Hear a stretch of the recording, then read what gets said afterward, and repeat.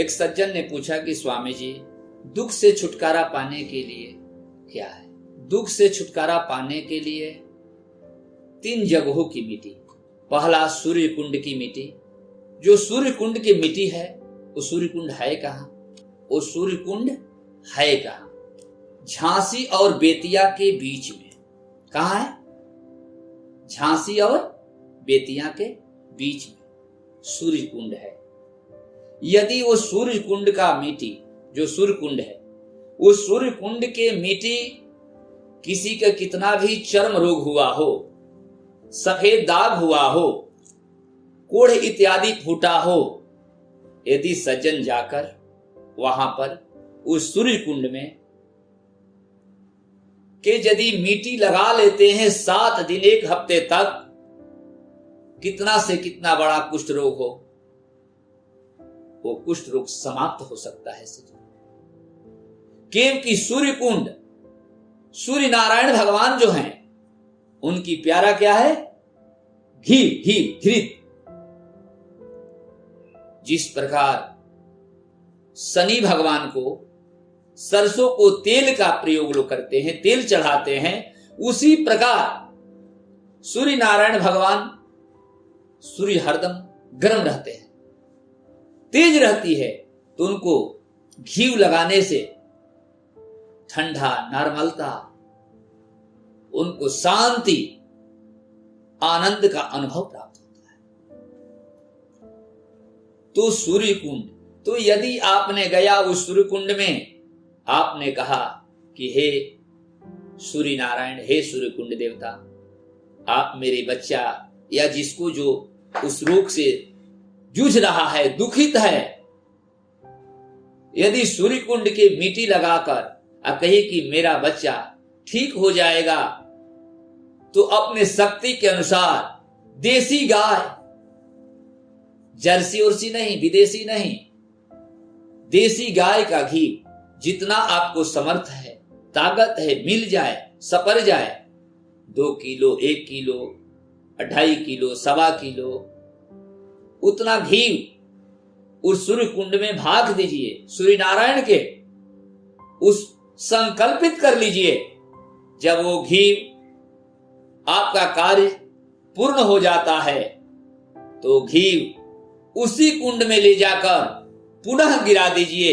क्योंकि वो घी खाना नहीं चाहिए, जो खाएगा, उसको जो प्रयोग करेगा, फिर वही दूषित हो जाएगा, इसलिए वो घी कोई प्रयोग नहीं करता है। उसी कुंड में आप डाल दीजिए। ये पहला मिट्टी हुआ सूर्य कुंड की मिट्टी। दूसरा मिट्टी गौशाला।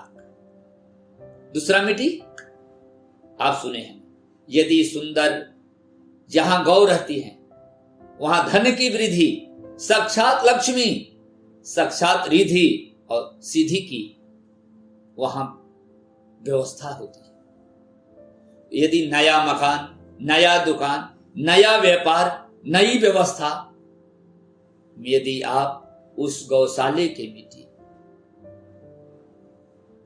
का प्रयोग करते हैं, ऐसे तो गुरोचन, गुरोचन कैसा होता है मालूम है आप लोग? मालूम है आपको? किस रंग का? सफेद रंग का होता है, सफेद रंग। तो गुरोचन, तो ऐसे तो है गुरोचन, जहां गुरोचन गिरे, वो गुरोचन जहां गिरे वो उस जगह का मिट्टी। लेकिन गौ भी गुरोचन लोग कहते हैं पांव में है, कहां है, किस जगह पर है, खोजते रह जाते हैं, लेकिन मिल नहीं पाता है। उसके जगह पर जहां गाय का खुर, जहां गौ माता, एक सुंदर देसी गाय जहां बछिया दी है, जहां निवास करती है, जहां गौ जहां अपने बच्चे का जन्म देती है, उस जगह का मिट्टी, यत्र तत्र का मिट्टी नहीं। जिस प्रकार नारी के गर्भ में, माता के गर्भ में 9 महीने तक बालक रहता है, उसी प्रकार गौ के भी अंदर बछिया बछड़ा रहता है। जैसे माता को पीड़ा होता है जितना, उतना उस गौ को भी पीड़ा होता है, उतना ही पीड़ा होता है। लेकिन सज्जनों, बाघ, चीता, भैंस, कुत्ता इत्यादि जो जानवर का बच्चा पैदा होता है, या मनुष्य जो एक पुत्र भी होता है, उसको उठने में, संभलने में थोड़ा वक्त लगता है, थोड़ा वक्त लगता है। लेकिन जो गाय रूपी बछड़ा है, गाय के अंदर से जो बछड़ा निकला है, जिस समय गाय अपने गुरोचन से चाट लेती है जीभ से, उसी समय उसका बछड़ा खड़ा हो जाता है। एक गाय ही ऐसा है कि उसी का बछड़ा या बछिया जन्म लेते ही खड़ा हो जाता है। लेकिन जितने जानवर या मनुष्य हैं, उनको खड़े होने में कुछ वक्त लगता है, संभलने में, खड़े होने में समय लगता है। इसलिए गाय रूपी रिद्धि और सीधी लक्ष्मी, जो गाय का चरण का जगह का मिट्टी ले जाकर अपने नए मकान में, नई दुकान में, नए व्यापार में यदि डाल देते हैं, तो वहां साक्षात रिद्धि और सिद्धि की वर्षा होने लगती है। गौ के भूमि में इतनी बड़ी ताकत है क्योंकि गौ एक मेरी मां है।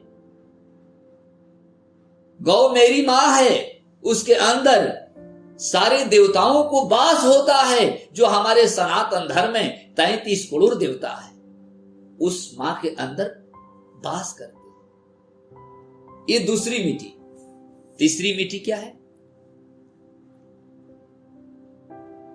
जिस जगह गोपियां भगवान कृष्ण के लिए, भगवान कन्हैया के लिए याद कर रही हैं, ऐसे जगह की मिट्टी।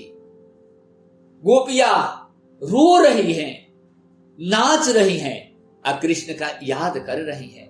उस मिट्टी के बहुत बड़ा महत्व है जिस स्थान पर गोपी है, लेकिन उसके बावजूद भी वहां प्रभु नहीं पहुंचते।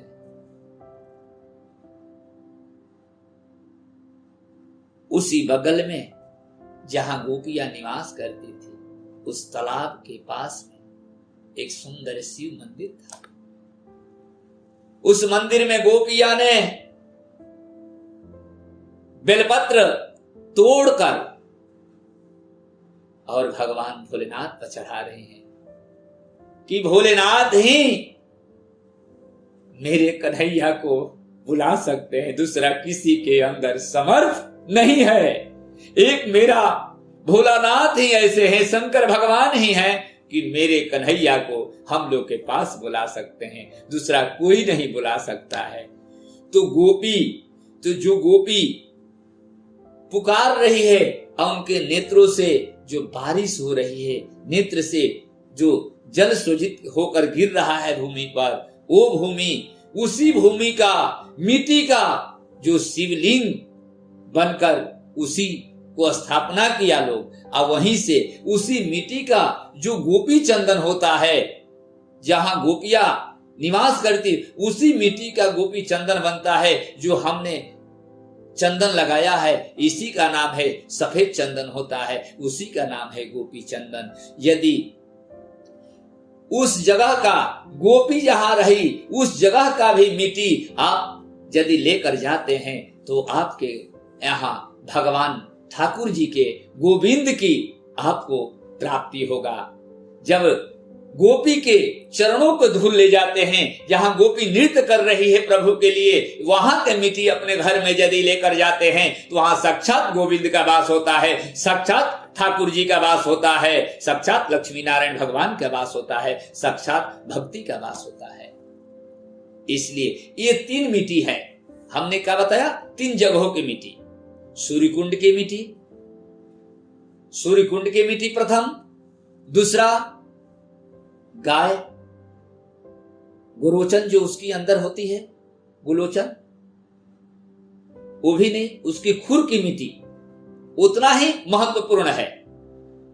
अब तीसरे गो की जहां नृत्य की, गो की जहां भगवान की याद की, गो की जहां भगवान के लिए आंसू की धार बहवाई, उस जगह की मिट्टी यदि अपने घर में लेकर आते हैं तो साक्षात आपके घर में सज्जनों गोविंद का वास, लक्ष्मी नारायण भगवान का वास, विष्णु का वास सदैव आपके घर में रहेगा। बोलिए बाल कृष्ण भगवान की जय।